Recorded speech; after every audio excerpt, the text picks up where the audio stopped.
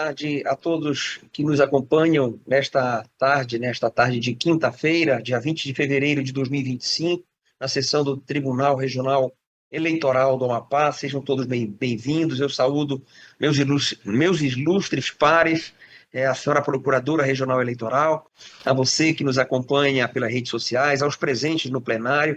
Quero justificar que desembargador Carmo e eu e o juiz federal Anselmo estamos participando hoje online em face de atividades da Judicatura Federal, no caso do doutor Anselmo, e por atividades relacionadas ao Tribunal de Justiça do Amapá, no meu caso e caso do desembargador Carmo. Mas, justificando as ausências e havendo quórum, declaro aberta a nossa sessão judiciária primeiro, porque hoje temos uma sessão administrativa logo em seguida, e não havendo nenhum obstáculo, nenhuma necessidade, eu declaro a ata da sessão anterior aprovada. Ata aprovada. Vamos aos julgamentos. O item 1 da pauta é o habeas corpus 600.251 de 2024, origem Macapá. O relator é o juiz desembargador Carmo Antônio, o paciente é Jorge Sávio de Oliveira Borralho, autoridade coatora, o juízo da segunda zona eleitoral de Macapá, e comporão a turma com sua excelência os vogais juízes Anselmo Gonçalves, Tina Souza, Lormande Souza, Rivaldo Valente e João Lages. Ilustre desembargador Carmo, boa tarde, Vossa Excelência está com a palavra. Boa tarde, presidente, ilustres pares, senhora procuradora, aqueles que estão presencialmente aí no plenário e também nos acompanham pelas redes sociais. Trata-se de habeas corpus com pedido liminar impetrado por Eduardo dos Santos Tavares em favor de Jorge Sávio de Oliveira Borralho contra ato formalmente ilegal, segundo ele, praticado pelo juízo da segunda zona eleitoral de Macapá, nos autos da ação penal. O impetrante sustentou que a denúncia apontou a prática de corrupção eleitoral e transporte irregular de eleitores, mas não os identificou, o que, segundo o impetrante, compromete a tipicidade das condutas e a defesa do paciente.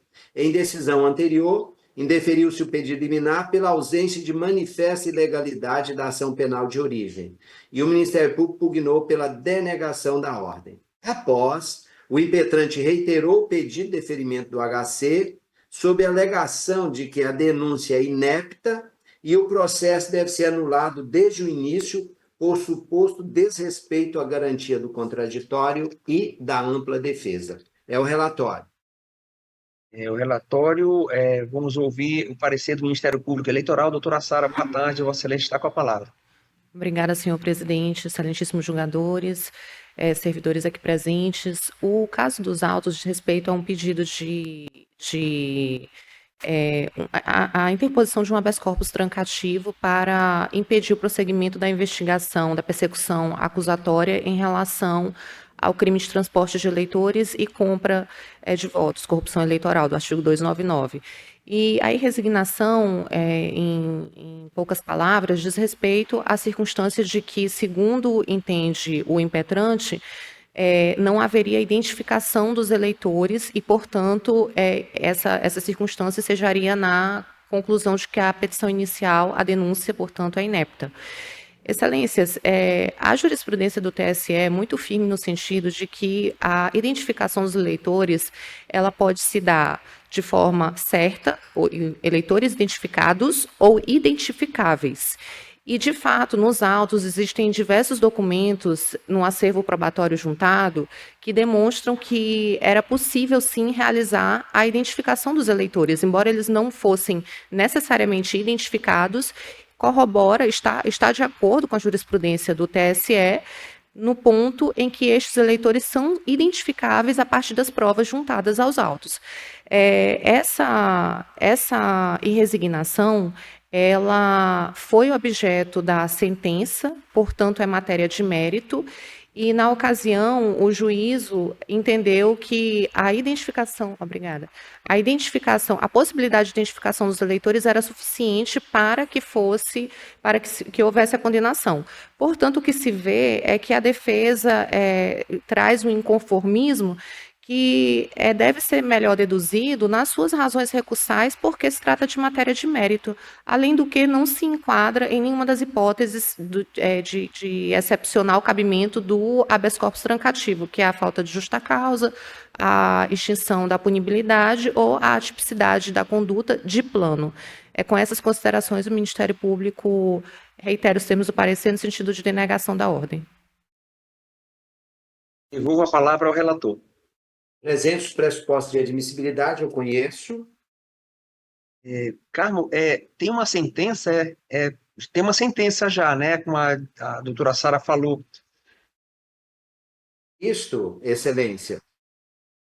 Eu vou... Isto. Já há uma sentença, sim, mas eu estou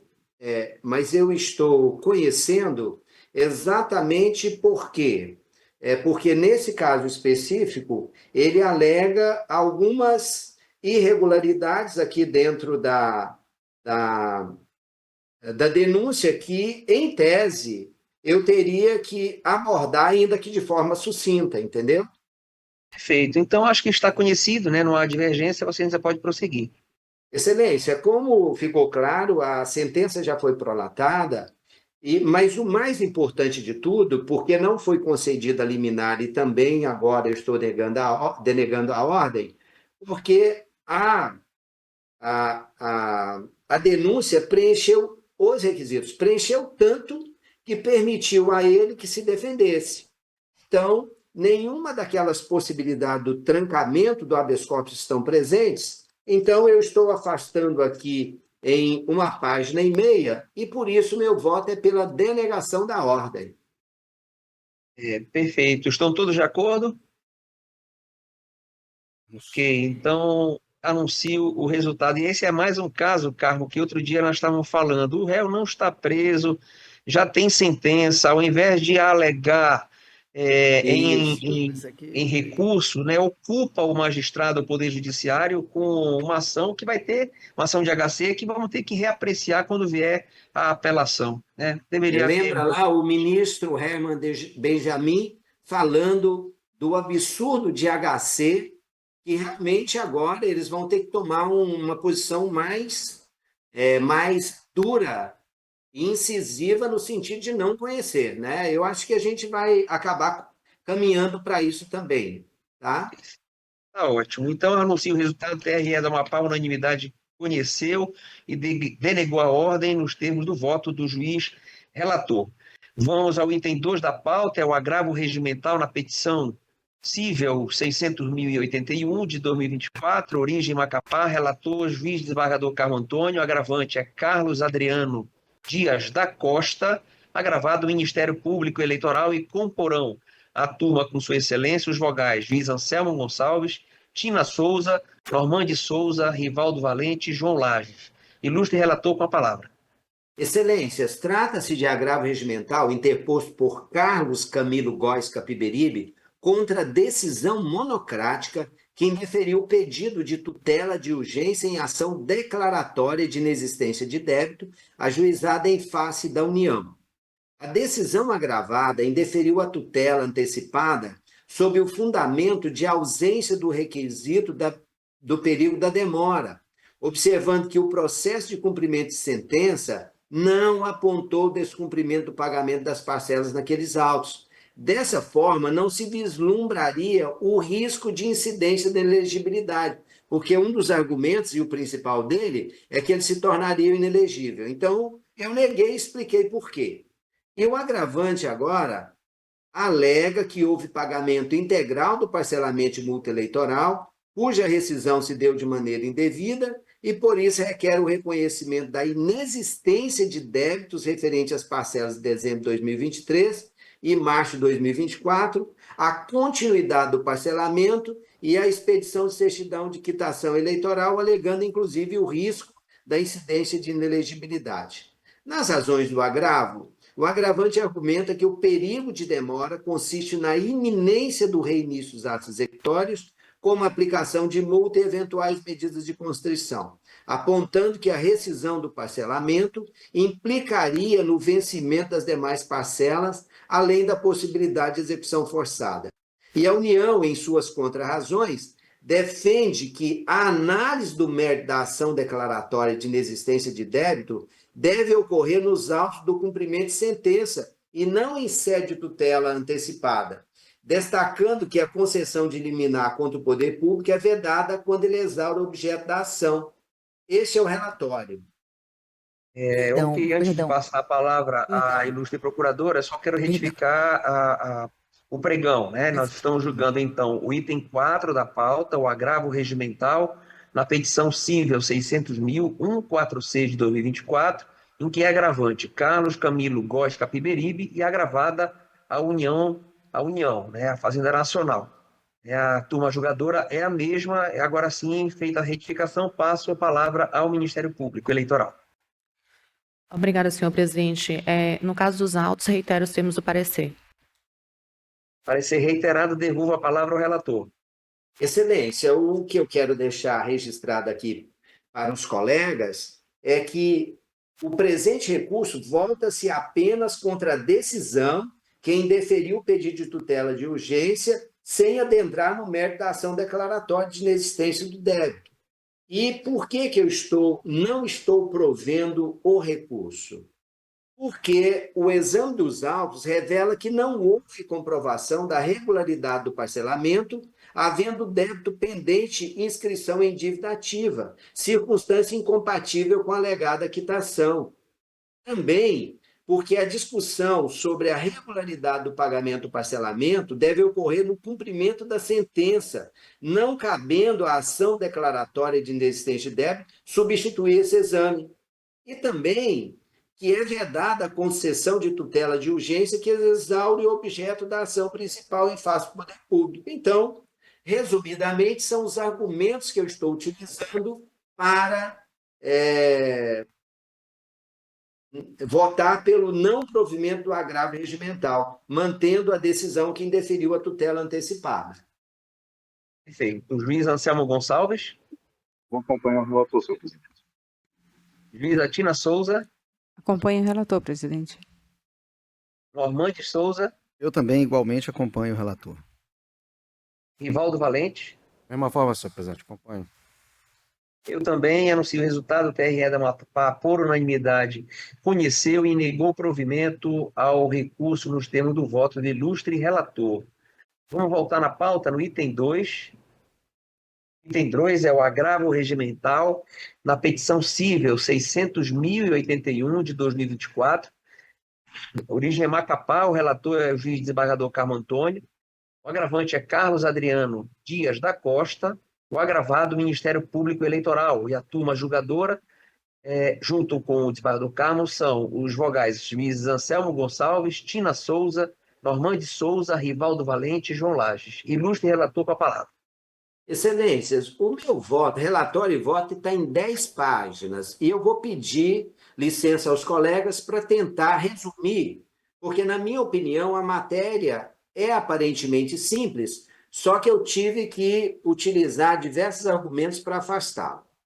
Como Vossa Excelência apregoou, é um agravo regimental interposto pelo Carlos Adriano Dias da Costa contra uma decisão que indeferiu o pedido de tutela de urgência na ação declaratória de nulidade de citação, sob os fundamentos de que não estão presentes os requisitos da probabilidade de direito e perigo da demora. O que aconteceu aqui, Excelências? Foram propostas contra ele 2 ações. Uma ação de investigação judicial eleitoral, uma AIGE, e uma representação. Ele recebeu a citação nas 2. Ele não impugnou a citação da AIGE, mas impugnou da representação especial. O que ele diz? Olha, não fui eu que recebi. Tem uma assinatura lá, mas essa assinatura não é minha. Por quê? Nesse dia eu não estava lá. Eu estava dando aula fora, eu sou professor. E aí, por isso, eu não poderia estar em 2 lugares ao mesmo tempo. Tá? Em parecer, o órgão ministerial opinou pelo desprovimento do recurso, argumentando que a citação se realizou de forma regular no endereço constante do cadastro eleitoral do agravante. Assim, alegou que o recorrente não apresentou provas suficientes para demonstrar que não teria recebido o mandato. Esse é o relatório. Relatório, vamos passar a palavra ao Ministério Público Eleitoral. Doutora Sara. Obrigada, senhor presidente. Excelências, apenas somando algumas informações em breves linhas ao relatório, muito bem elucidado pelo ilustre relator, trata-se de ação que discute um vício que seria de natureza transrescisória, que seria um defeito na Constituição regulada a relação processual. Entretanto, como bem destacado aqui na ocasião do relatório, o artigo 274 do Código de Processo Civil informa que as citações realizadas no endereço que é declinado nos autos, que foi o caso, são válidas para todos os fins. Soma-se a isso a circunstância de que também este endereço que foi declinado nos autos é o endereço que foi declinado no registro de candidatura do recorrente. E a jurisprudência do TSE também é firme em reconhecer a validade das citações e intimações realizadas nesse endereço. Portanto, com estas considerações, o Ministério Público se manifesta pelo não provimento do recurso. Devolvo a palavra ao relator. Presença dos pressupostos de admissibilidade, eu conheço. Conhecido, pode prosseguir. Excelências, como ressalvou muito bem a representante do Ministério Público, o artigo 274, parágrafo 1 do Código de Processo Civil, é claro, presume-se como válidas as intimações feitas no endereço constante dos autos. E foi o que aconteceu. E essas duas intimações aconteceram no mesmo endereço, tanto da ARDE quanto da representação especial. E mais, está registrado lá pelo oficial de justiça, que tem fé pública, que ele esteve no endereço e numa dessas vezes ele conversou, inclusive, com a mãe da pessoa, que se identificou e etc. Disse que naquele momento não estava. Em outro momento, ele estava lá e assinou. Então, não se pode aceitar esse argumento, e aí por isso que eu estou usando diversos argumentos aqui para afastar isso, e a conclusão final a intimação, o ato foi praticado exatamente no endereço que ele declinou.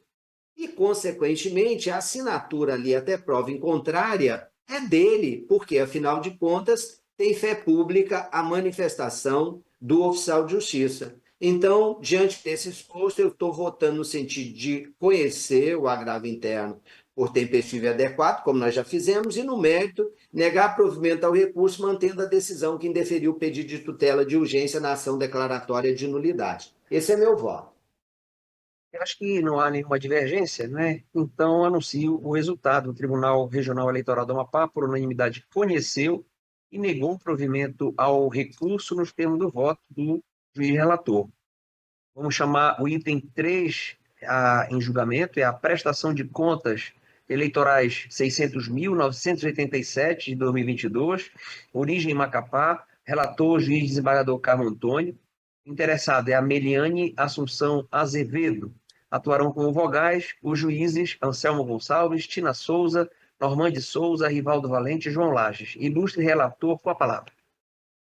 Excelências, essa questão é um pouco mais sensível, e então eu vou esmiuçar melhor para que no voto ela seja conhecida. Mas no que diz respeito ao relatório, ele é bem simples.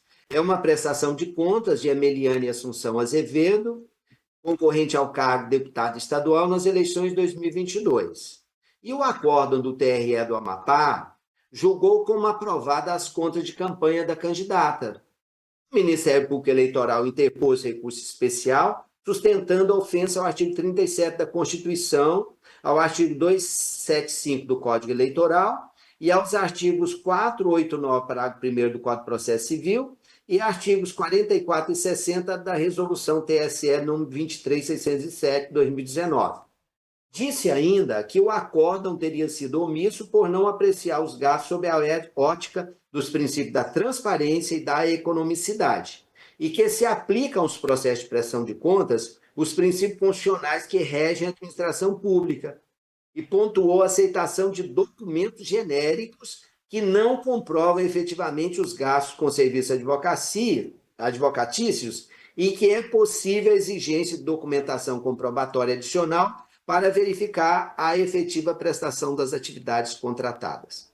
A decisão do presidente desse tribunal negou seguimento ao recurso e, em sede de agravo, remeteu-se os autos ao TSE, que deu parcial provimento ao recurso especial para determinar o retorno dos autos à origem, a fim de que seja analisada a fundamentação recursal, sem a limitação consistente na premissa de que o processo de prestação de contas se resumiria a uma análise meramente formal dos documentos apresentados. Então, o TSE diz, não, olha, não tem que apenas analisar se apresentou o documento. Isso tem que ser analisado sob o prisma da economicidade e da publicidade, dentre outros. Este é o relatório. Relatório, palavra ao Ministério Público. Obrigada, senhor presidente. Excelências, retomando essa questão que diz respeito à sindicabilidade dos recursos que são transferidos aos candidatos para que eles possam realizar suas campanhas, parece ao Ministério Público que a questão já está sedimentada no TSE de que há a necessidade de se aferir os princípios da economicidade, da moralidade e todos os demais que estão ali inscritos no artigo 37 da Constituição Federal, quando se trata da aplicação de recursos que têm natureza pública, como é o caso dos autos. Dito isso, essa premissa é apenas rememorada para que se esclareça que, para que isso possa ser realizado de fato, é preciso que o prestador de contas se desincuba do ônus de apresentar documentos suficientes para demonstrar que houve a aplicação do serviço. Então, não é possível se verificar se um gasto é econômico ou antieconômico não de forma adequada, se o prestador de contas não consegue apresentar e trazer aos autos elementos suficientes para que essa discussão possa se dar. E no caso dos autos, o que se tem? Nós temos um valor de aproximadamente 375 mil transferidos à candidata, à prestadora de contas. Desse valor, cerca de 41% foi empregado para serviços advocatícios. Excelências, 41% em serviços que são, dentro da lógica de uma campanha eleitoral, são de natureza secundária, são de natureza administrativa, tal qual os serviços de contabilidade. Por quê? Porque o que se quer com os recursos voltados para a divulgação da campanha é garantir a visibilidade do candidato, a massificação do seu nome. Então, atividades relacionadas à advocacia são atividades secundárias nesse escopo. E 41% é um valor de fato vultuoso, sobretudo quando se tem nos autos elementos que foram levantados pelo Ministério Público a indicar que, dentre os vários candidatos que receberam aproximadamente 5 mil votos, o gasto aproximado com recursos advocatícios se deu entre 12%, aproximadamente. Além disso, há uma dificuldade de se verificar quais foram, de fato, as atividades advocatícias empregadas, porque só existe uma nota fiscal, que é uma nota fiscal no valor de R$150 mil, em que a descrição consta apenas serviços advocatícios. Não existe relatório de trabalho, não existe indicação de quais processos o advogado atuou, não existe indicação de reuniões, de consultorias, nada. Portanto, é praticamente impossível haver a sindicabilidade judicial deste gasto se não há um detalhamento específico. Esse caso é também sensível pela vultuosidade dos valores, sobretudo quando se pensa na quantidade de tempo pelo qual esse serviço foi contratado, que foram por 45 dias. Então, 45 dias, R$150 mil, que representam, dentro do gasto total de campanha, aproximadamente 41% do valor total, que não foi empregado, portanto, para serviços de publicidade, que seria a lógica da campanha. Por essa razão, excelências, o Ministério Público afasta qualquer discussão em torno de que se pretende uma precificação. Na verdade, o que se quer é que o prestador de contas possa demonstrar ao Judiciário que efetivamente aplicou os recursos que são destinados à campanha eleitoral. E, por isso, o Ministério Público se manifesta pela desaprovação das contas. Obrigada. Devolvo a palavra ao relator. Excelências, como ficou muito claro no relatório, o Tribunal Superior Eleitoral determinou o retorno dos autos para que essa corte analise os gastos realizados pela candidata, sem a limitação da tese de que o processo de prestação de contas é voltado apenas à análise formal das informações e documentos apresentados. Eu confesso que meus votos anteriores, os colegas se lembram muito bem, quem estava aqui naquela época, eu entendia que realmente a resolução exigia uma especificação. E eu acabei vencido pelo princípio da colegialidade. Como eu estava inicialmente, estava junto com o juiz federal, que era o Jocélio na época, e depois eu acabei ficando sozinho, eu, em homenagem aos colegas, me dobrei à maioria e, a partir de então, passei a acompanhar a nossa corte, entendendo que bastava o procedimento formal. Ou seja, se havia uma nota fiscal dizendo honorários advocatícios, independentemente do valor que se estabelecesse, nós deveríamos aceitá-lo. Mas vem o TSE e diz o contrário. Não. O TRE do Amapá não está correto nessa interpretação. E agora eu vou voltar à minha análise anterior. Por quê? Porque o TSE diz que a interpretação nossa, naquele momento, não era a melhor. E por que isso? Porque o TSE disse que os gastos com recursos públicos devem obedecer aos princípios da transparência, da moralidade, da economicidade, da razoabilidade, exatamente para que os gastos com fundo partidário não percam a natureza de sustentação do nosso modelo republicano. Isso é a interpretação dada pelo Tribunal Superior. Em outro momento, e aí está aí a fonte que eu coloquei à disposição dos colegas no meu voto. Ademais, disse o TSE, inexiste óbice a que, na análise das prestações de contas, a Justiça Eleitoral exerça o controle da observância dos princípios norteadores da realização de despesas com recursos públicos, sejam eles provenientes do fundo partidário ou do Fundo Especial de Financiamento de Campanha. E que, diz mais o TSE, a aplicação antieconômica de recursos públicos pode ser objeto de controle da Justiça Eleitoral no processo de prestação de contas, o que igualmente ocorre quanto aos gastos efetuados com inobservância aos princípios da transparência, da moralidade e da razoabilidade. Destaco o precedente a respeito da matéria, que no exame da PC número 060389, relator o ministro Ricardo Lewandowski, de 24 de abril de 2023, o TSE disse o seguinte: a observância do princípio da economicidade na aplicação de recursos públicos pode ser objeto de controle em processo de prestação de contas, assim como se assentou que é possível considerar irregular a despesa que tenha caráter antieconômico.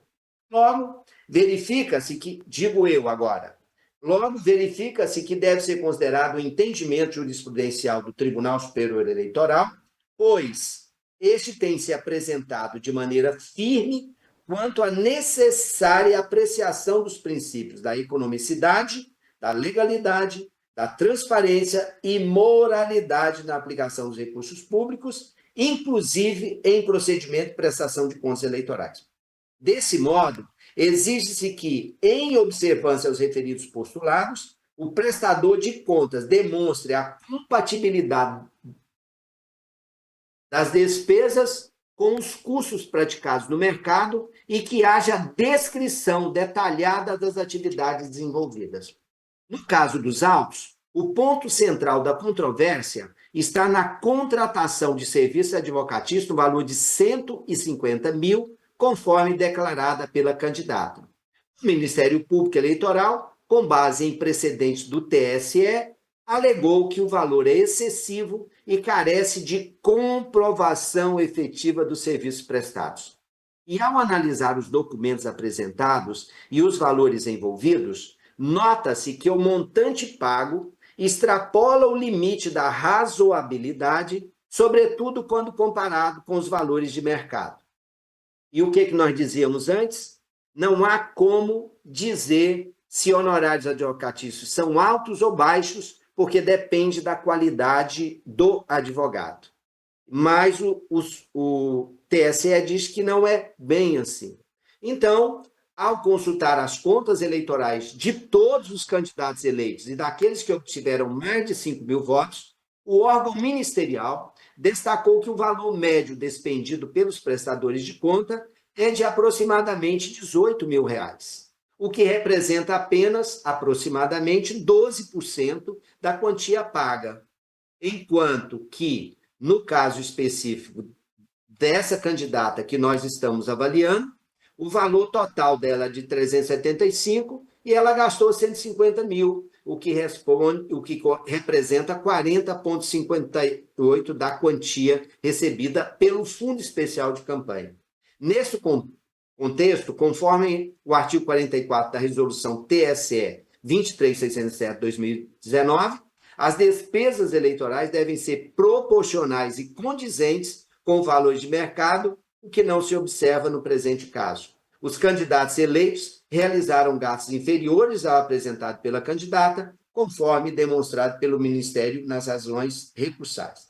Além disso, o artigo 60 da mesma resolução exige que os gastos eleitorais sejam comprovados de forma clara e inequívoca, contendo descrição detalhada de maneira a demonstrar a efetiva realização dos serviços contratados. Nos autos, o contrato realizado teve vigência pelo prazo de 45 dias, sem um relatório detalhado das atividades empenhadas que possam justificar a quantia paga.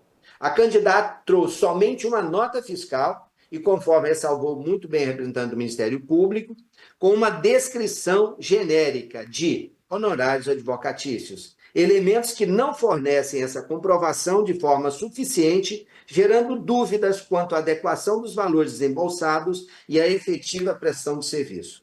Nesse sentido, o princípio da economicidade exige que os recursos públicos ou privados utilizados em campanhas eleitorais sejam aplicados de forma eficiente com publicidade, buscando sempre a melhor relação entre o custo e o benefício. A contratação de serviços advocatícios pelo valor de R$ 150 mil, sem que haja uma comprovação efetiva e adequada da prestação do serviço em consonância com o valor pago, contraria frontalmente esse princípio. Com base na análise dos autos, eu concluo agora, e no parecer técnico emitido pelo Núcleo de Análise de Contas Eleitorais Partidárias, verifique que os demais gastos declarados pela candidatas relativos à sua campanha eleitoral não apresentam irregularidades. Os documentos apresentados atendem aos requisitos formais e materiais exigidos pela Resolução TSE 23607 e demonstram as despesas devidamente realizadas e comprovadas em conformidade com os valores praticados no mercado. Dessa forma, não se constata irregularidade e inconsistência nos outros itens da conta da candidata. E pelo exposto, após a análise dos gastos eleitorais à luz dos princípios constitucionais, conforme determinado pelo Tribunal Superior Eleitoral, voto pela desaprovação das contas e pelo recolhimento ao erário da quantia de R$ 150 mil referente aos gastos não comprovados com serviços advocatícios. Este é o meu voto. Feito. Juiz Anselmo Gonçalves. Presidente, essa questão é realmente muito sensível diante da quantidade de casos que chegam no dia a dia para nos apreciarmos. Eu já me posicionei por diversas vezes no sentido de que os gastos com honorários advocatícios e os honorários contábeis, eles não estão sujeitos a uma limitação. Não há nenhuma determinação que limite a fixação de honorários e, é claro, que os honorários devem ser pagos de acordo com um grau de complexidade no trabalho desenvolvido pelos profissionais da advocacia, que está do campo contábil. Eu tenho, em relação a essa questão da limitação de honorários, eu já tenho um posicionamento firmado no âmbito da Justiça Federal quando existem questões previdenciárias. Não são raros os casos em que os advogados acabam estipulando honorários acima de 30%, às vezes chegando até 40%, 50% do valor recebido pelo cliente. E No âmbito dessas ações previdenciárias, a gente tem utilizado o princípio da razoabilidade, da proporcionalidade e também leva-se também em consideração a hipossuficiência da parte. Normalmente, uma pessoa simples que não tem uma maior compreensão do que está assinando naquele contrato. No âmbito da justiça eleitoral, eu acredito que aqui a gente também possa fazer uma análise mais detida, porque honorários no patamar de 40, mais de 40% do que é disponibilizado para o candidato, realmente parece desproporcional. Então, senhor presidente, eu vou pedir vista, tá, para fazer uma análise mais acurada, porque esse talvez possa ser um leading case, tá? Já com a mudança do entendimento do desembargador Carmo Antônio, e eu acredito que a gente possa definir bases mais sólidas, mais concretas, para a gente analisar essa situação do percentual da quantificação dos honorários advocatícios e também fazer uma análise mais minudente acerca do posicionamento do TSE hoje quanto a essa questão. Então, senhor presidente, eu peço vista. Perfeito. Senhor Então, o Tribunal presidente, Regional... senhor Oi, presidente, time. é, Quer antecipar, né? não vou antecipar, mas eu gostaria de um esclarecimento do relator quanto essa matéria realmente é uma matéria espinhosa, eu tenho manifestado meu posicionamento, e ao final do voto, Sua Excelência, ao concluir pela desaprovação das contas, também determinou o recolhimento do valor integral, né, daquela quantia que teria sido utilizada como honorários advocatícios. Eu pergunto, se possível, com todo respeito a Vossa Excelência, desembargador Carmo Antônio, se eu não entendi bem, mas então, neste caso, o candidato ele não tem direito a usar nada, nenhum valor. Se ele não comprova de forma clara, ou se nós não conseguimos entender qual é aquilo que é razoável, adequado ou econômico, ele não tem direito a nada? Do valor destinado a honorários advocatícios? Deixa eu esclarecer. Tem. Inclusive, em votos anteriores, nós discutimos o que era razoável. Mesmo sendo uma quantia razoável, é necessário que ele explique o gasto. Não pode ser pura e simplesmente honorários advocatícios. Efetivamente, ele pode gastar até a gente. Por isso que eu me recusei a dizer 5%, 10% ou 18%, porque eu penso que a gente não pode estabelecer valor.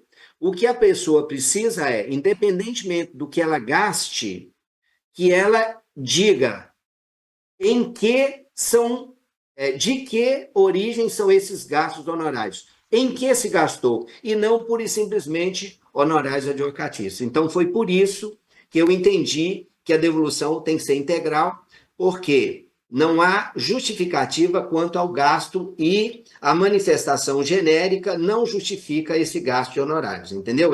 Ele tem direito, sim, desde que na nota fiscal haja a especificação, como exige a regulamentação eleitoral, quanto ao tipo de trabalho prestado pelo advogado. Compreendi, Excelência. Apenas deixando registrado que em votos anteriores, em matéria semelhante, essa corte veio determinando e dizendo qual o valor que entendia razoável econômico. E, né, em alguns casos, pela aprovação parcial e dizendo o que era razoável. No caso do voto de Vossa Excelência, a devolução é integral. É isso que eu só queria deixar registrado. Isso. Senhor presidente, porque está genericamente. Em alguns deles, eles justificavam alguns gastos, só que ele era irrazoável, dizia em que estava gastando, e só que era desproporcional. Nesse caso nosso, nós estamos analisando agora, não. Apenas honorários advocatícios. Senhor presidente, eu queria só pontuar, porque foi mencionado, né, de casos anteriores, e eu me lembro que um deles foi meu, mas era uma situação um pouco diferente, era uma prestação de contas anual onde o serviço do advogado estava excessivo. E naquela situação, eu usei a tabela da OAB, porque tinha previsão da advocacia de partido eleitoral, que pagava, salvo engano, mínimo de 3 mil por mês. Então, eu lembro que eu fiz o parâmetro, não mandei devolver tudo, porque tinha demonstração nos autos, eu não lembro agora de cor, alguma coisa que mostrava. Aqui, sim, está diferente, né? Aqui o senhor pesquisou, não viu nenhum trabalho, não viu nada, e viu só é diferente. Então, só que é para pontuar com a colega Tina, que eu fiz um voto desse, não me lembro o número e tal, que eu reduzi para a tabela da OAB, porque tinha a previsão da advocacia de partido, que por mês o mínimo era R$3 mil, no ano, acho que foi 2023 ou 2024. Sim. Mas é diferente, só para deixar bem ressaltado, que não é a mesma situação aqui. Mas no caso do desembargador Torque, do voto do desembargador Torque em matéria semelhante, nós discutimos a respeito e ele entendeu pelo valor que era um valor de mercado, uma conta bem complexa, inclusive, de se compreender, a meu ver, né? E então estamos assim com várias nuances assim de cada prestação de contas, né? Talvez seja o caso realmente de permanecer assim, né? De forma específica para cada caso. Só isso. No caso do desembargador Torque foi diferente, no seu outro diferente, e agora o desembargador Carmo de forma diferente. E como essa matéria realmente é polêmica, a finalidade foi essa mesmo, trazer um posicionamento para que os colegas possam trazer o seu e, no final, o colegiado possa verificar qual é a melhor solução e, a partir daí, que nós possamos ter uma padronização, entendeu? Então, eu trouxe dessa forma apenas para permitir que nós possamos discutir amplamente a matéria à medida em que ela foi posta agora, né? Perfeito. Então, o Tribunal Regional Eleitoral do Amapá, por unanimidade, após o voto do relator que desaprovou as contas, pediu vista o juiz Anselmo Gonçalves e os demais aguardam. Bom, então, vamos dar prosseguimento ao último item da pauta. Não, ainda tem mais 2 itens da pauta. O item 5 da pauta judiciária é o recurso eleitoral na representação 600.139 de 2024. Origem Macapá, o relator, juiz desembargador Carmo Antônio. Recorrente é João Marco de Sá e Mendonça. Recorrido o Ministério Público Eleitoral e comporão a turma julgadora os vogais Anselmo Gonçalves, Tina Souza, Normande Souza, Rivaldo Valente e João Lages. Ilustre relator, com a palavra. Excelências, trata-se de recurso interposto por João Marco de Sá e Mendonça, candidato a vereador nas eleições de 2024 no município de Macapá, contra a sentença do juiz da 2ª Zona Eleitoral, que julgou procedente a representação do Ministério Público Eleitoral e aplicou multa no valor de R$5 mil pela utilização de bandeiras com efeito visual de outdoor durante o carreado. Nas razões, o recorrente alegou que não há elementos suficientes para a caracterização do efeito outdoor na propaganda impugnada.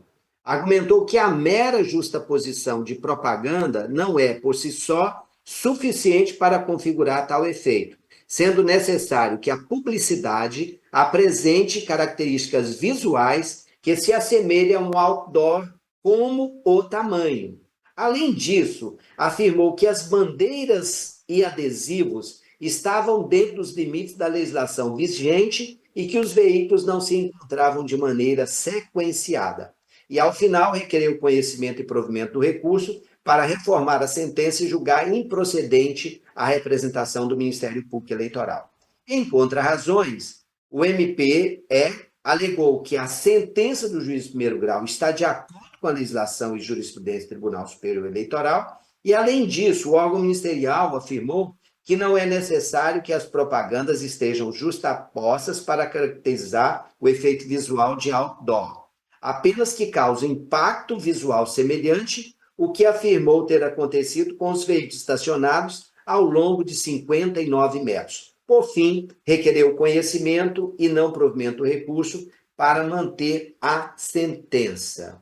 Em parecer, a Procuradoria Regional Eleitoral manifestou-se pelo não provimento do recurso. É o relatório. Relatório, Ministério Público Eleitoral, doutora Sara. Obrigada, senhor presidente. Excelência, no caso dos autos, o Ministério Público reitera os termos do parecer pelo não provimento do recurso.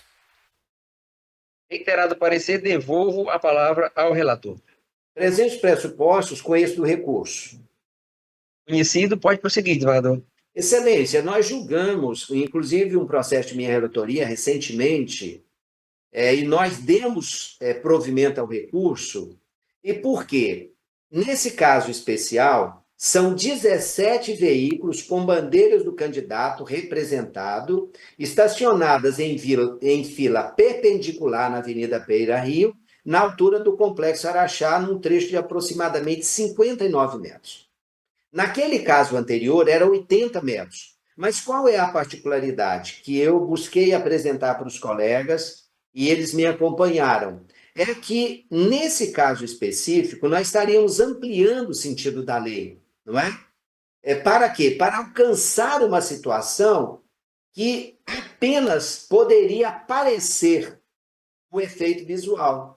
No outro eram 80 metros, nesse 59 metros, e também um espaçamento muito maior. Então, nesse contexto, por coerência com a minha decisão anterior, esse aqui ainda seria menos ainda, como eu disse, porque os outros estavam carros mais próximos um do outro, e o espaço era muito maior. Eu estou, por essa razão, votando pelo provimento do recurso interposto para reformar a sentença e julgar improcedente a apresentação, afastando a multa aplicada. Com o voto, a juiz Anselmo Gonçalves. Acompanho o relator, senhor presidente. Juíza Tina Souza. Acompanho o relator, presidente. Normandes Souza. Eu também acompanho, senhor. Rivaldo Valente. Mesma forma, presidente, acompanho o relator. Também acompanha, anuncia o resultado. TRE da Amapá, por unanimidade, conheceu e deu provimento ao recurso nos termos do voto do juiz relator. Finalmente, o item 6 da pauta é a prestação de contas eleitorais 600.177 de 2024, origem Macapá.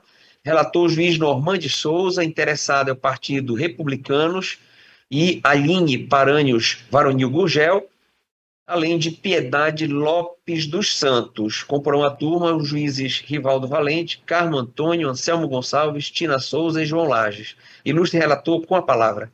Senhor presidente, eu vou pedir licença. Eu tô com. O voto não era complicado, mas eu tive um problema aqui de ordem material mesmo. Eu poderia pedir licença para colocar logo nas primeiras sessões de março. E aviso também que não é nada urgente, que ele é de 24, né?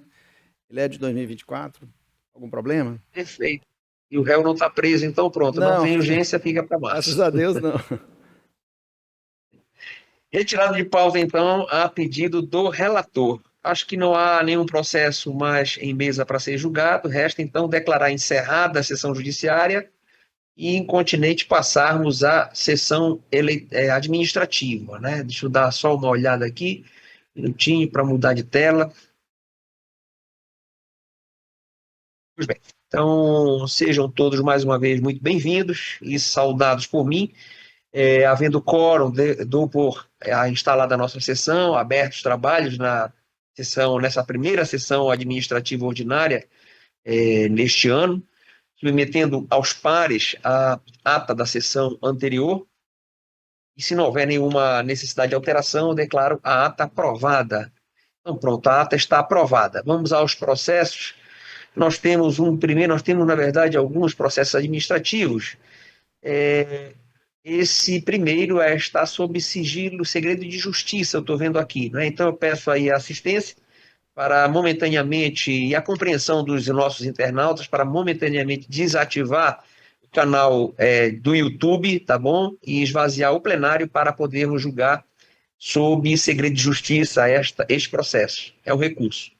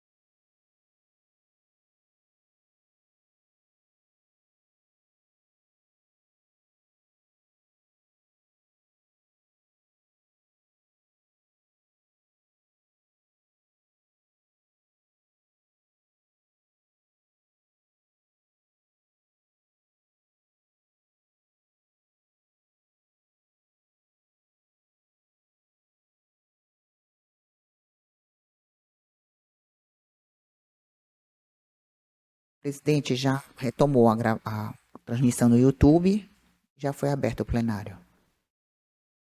Obrigado, Milene. Vamos chamar, então, o item 2 da pauta, é o processo administrativo 600.274 de 2024. É uma proposta de resolução que dispõe sobre a política de composição paritária de gênero em comissões, comitês, grupos de trabalho e outros coletivos no âmbito deste TRE. Ilustres pares, trata-se de um procedimento administrativo instaurado com vistas à deliberação por esta Corte de resolução para tratar da política de composição paritária de gêneros. A proposta foi elaborada pela Asplan e está alinhada à Política Nacional de Incentivos à Participação Feminina no Poder Judiciário, e é objeto da Resolução 255 de 2018 e da Resolução 540 de 2023, ambas do CNJ, que dispõe sobre a paridade de gêneros com perspectiva interseccional de raça e etnia em atividade administrativa e jurisdicional no âmbito do Poder Judiciário. E também está relacionada ao plano de gestão deste TRE 2023-2025, que estabelece a promoção da dignidade de gênero, diversidade e inclusão como pilares para o fortalecimento institucional. Também atende à ODS 5, que visa a igualdade de gênero e empoderamento feminino. Os autos tramitaram pelo SEI, foram trasladados para o PJE, na classe processo administrativo, sob relatoria desta presidência, e ora trago a apreciação de vossas excelências. Esta política alinha-se a normas nacionais aplicáveis ao Poder Judiciário, com todas essas normativas que acabei de mencionar ao relatar, para promover a igualdade de gênero e a inclusão, sendo essencial para corrigir desequilíbrios históricos, garantir maior representatividade feminina nos espaços de tomada de decisão e fomentar um ambiente inclusivo. Políticas como essas promovem a diversidade, enriquecem a formulação de ideias, fortalecem a justiça institucional e colocam a justiça eleitoral do Amapá na vanguarda de direitos e garantias que promovem essa necessária equidade de gênero. São iniciativas como essas que têm mantido o nosso tribunal como um dos melhores do Brasil, o que muito nos orgulha. Sendo assim, tendo Vossas Excelências tomado conhecimento antecipadamente dos termos da resolução proposta, eu submeto à aprovação e, desde já, voto pela aprovação. Como vota juiz Carlos Antônio? Pela aprovação, Excelência. Juiz Anselmo Gonçalves? Bem, senhor presidente, pela aprovação. Juíza Tina Souza? Pela aprovação, presidente. Juiz Normande Souza? Eu também pela aprovação, presidente. Juiz Rivaldo Valente? Pela aprovação, senhor presidente. Perfeito. Então, a resolução aprovada.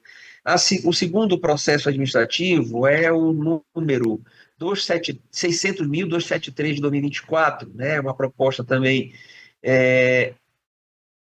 de remanejamento de funções comissionadas para a 14ª Zona Eleitoral, que foi por nós criada, e alterar, então, a normativa para estabelecer regras relativas ao exercício da jurisdição eleitoral no primeiro grau. Esses autos foram instaurados com vista ao remanejamento de funções comissionadas para compor o quadro da 14ª Zona que nós criamos, em face do desmembramento da 2ª e 10ª Zonas Eleitorais de Macapá, para promover os ajustes necessários à Resolução 546 de 2020, que estabeleceu as normas relativas ao exercício da jurisdição eleitoral no primeiro grau. A proposta foi apresentada pela SGP e consiste em remanejar para a 14ª Zona Eleitoral, sem aumento de despesa, primeiro, uma função comissionada, assistente 6, nível FC6, da assessoria da Asplan, transformando-a em uma função comissionada de chefe de cartório nível FC6, no mesmo nível, FC6, e uma função comissionada de assistente nível FC1, que é tirado do posto avançado de atendimento da primeira zona, sediado no município de Calçoene. O remanejamento visa atender ao disposto no artigo 1º, incisos 2 e 3 da Lei 13.150 de 2015, que trata dos cargos efetivos e funções comissionadas destinadas às zonas eleitorais.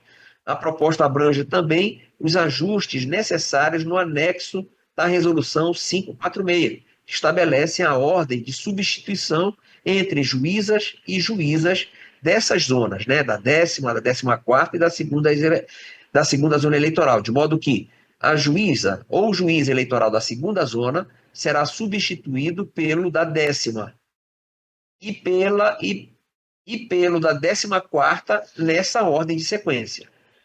A juíza ou o juiz da 10ª zona será substituído pelo da 14ª ou da segunda nesta ordem de sequência. E a juíza ou juiz da 14ª será substituído pelo juiz da segunda zona ou pelo juiz da 10ª zona nesta ordem de sequência.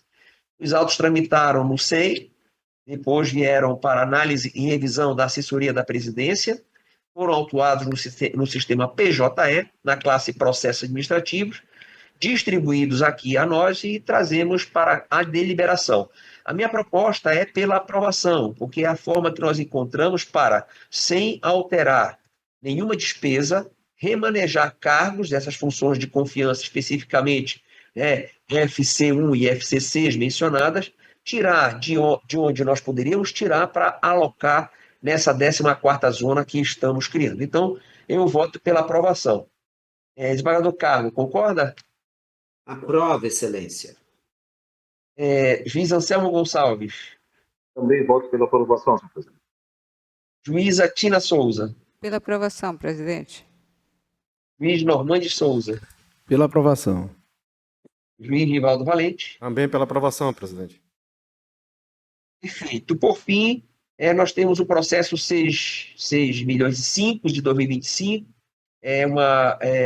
uma proposta também de resolução que institui o atendimento regionalizado aos requerentes de operação de alistamento, revisão, transferência e segunda via do título eleitoral no âmbito da circunscrição do Estado do Amapá. Originariamente, essa proposta foi apresentada pelo juiz Diego Moura de Araújo, que é o titular da segunda zona eleitoral e coordenador do Laboratório de Inovação deste tribunal. A instituição da central de atendimento, a instituição de uma central de atendimento virtual ao eleitor, que é objeto de um processo administrativo que tramita, que deu origem a essa nossa decisão.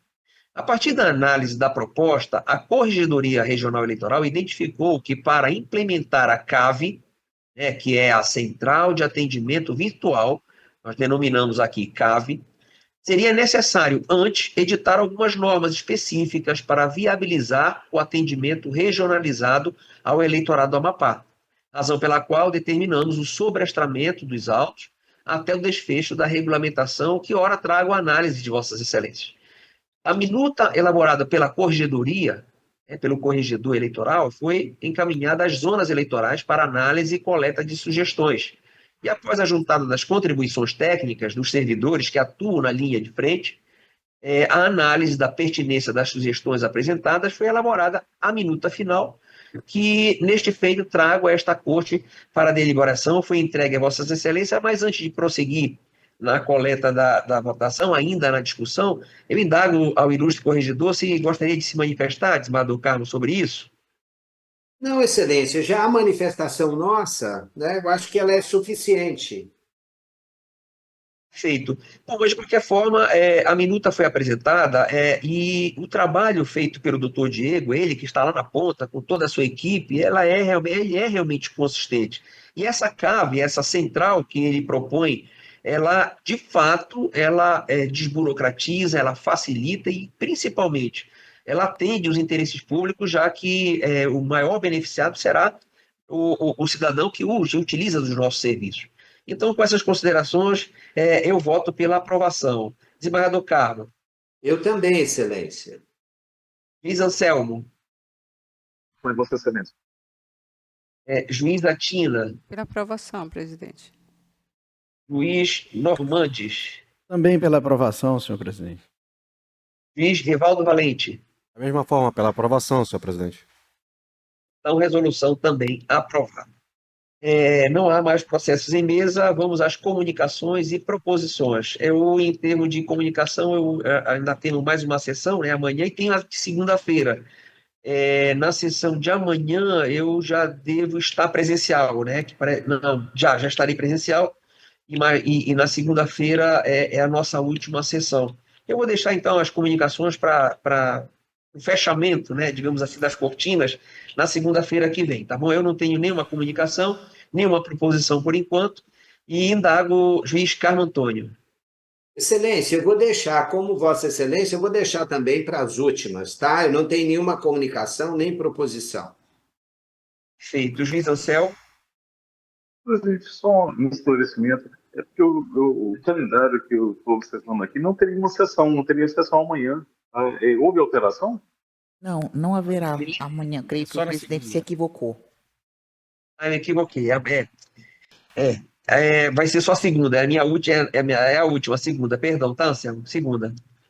Ok. Juiz da Tina. Presidente, de fato, como não há nenhuma sessão designada para amanhã, dia 21, e a próxima será então no dia 24, já fiz comunicação no grupo oficial de que nesta data não poderei participar da sessão do TRE, já que estou cumprindo o plantão judiciário desde o dia 23, 24 e 25, e sabendo que será a última sessão de Vossa Excelência, eu gostaria de deixar registrado agora, nesse momento, a minha satisfação de tê-lo como meu presidente, como presidente desse Tribunal Regional Eleitoral, de ter participado com Vossa Excelência por esses 2 anos e no ano anterior como juíza substituta desta corte, dizendo que Vossa Excelência é magistrado ímpar, sem bajulações ou mesmo entendendo que isso é alguma coisa além do que Vossa Excelência é, porque verdadeiramente o é. E tanto é que esta justiça foi agraciada por 2 vezes com o selo diamante no comando de Vossa Excelência. Então, é claro que, como eu vou lhe ver em outras oportunidades, lhe darei um abraço, né, aquele abraço apertado, mas deixo registrado nessa ocasião a minha satisfação de tê-lo como presidente, como meu presidente, né, nessa corte. Desejo-lhe sucesso, sei que estará, né, na alta gestão do Tribunal de Justiça, tomando posse como Corregedor-Geral de Justiça no dia 25, né, que é a data da posse. Farei um esforço para estar com todos vocês, como disse, adiantei, estarei de plantão nesse dia também, mas nem que seja ali na festinha, ali eu vou lhe dar um abraço lá, para parabenizar também por esse ingresso nesse cargo também, que é um alto cargo, né, do Poder Judiciário. Então, receba meu abraço, agora virtual, mas logo, logo presencial. E muito obrigada por tudo, pelo apoio, por tudo que fez por mim, por essa corte, né, pelos serventuários, que ouso falar em nome, porque sei que Vossa Excelência goza do apreço de cada um. Muito obrigado. É só esse registro, sem outras comunicações ou proposições. Obrigado, Tina. Obrigado mesmo pela manifestação. Você é uma amiga, né? Suspeita e impedida, né? Porque é amiga. Mas estaremos sim juntos em novas missões, né? Um desafio novo, né? Tudo novo agora numa corregedoria do Tribunal de Justiça, uma complexidade diferente que, com certeza, com o apoio teu, do Normandes, né? Do Carmo, a gente vai ter muito sucesso, juntamente com os defensores, com os membros do Ministério Público e os advogados, se todos nós dermos as mãos, muito sucesso nesse próximo biênio. Mas obrigado, Tina, obrigado mesmo, tá? Vamos colher aqui, então, a manifestação do juiz Normandes Souza. Tem Vamos lá. comunicações ou proposições? Sem comunicação. Então, juiz Rivaldo Valente. Também sem comunicação, presidente. Querida procuradora Sara. Nenhuma comunicação, Excelência. Pronto, meus queridos pares, ilustres pares, senhora procuradora, não havendo mais nada a tratar, então declaro encerrada a sessão. Retifico, não haverá sessão amanhã, nossa próxima sessão é na segunda-feira, tá bom? Tenham todos, então, um bom resto de semana, um bom final de semana e até segunda-feira, se Deus quiser. Está encerrada a nossa sessão e até a próxima.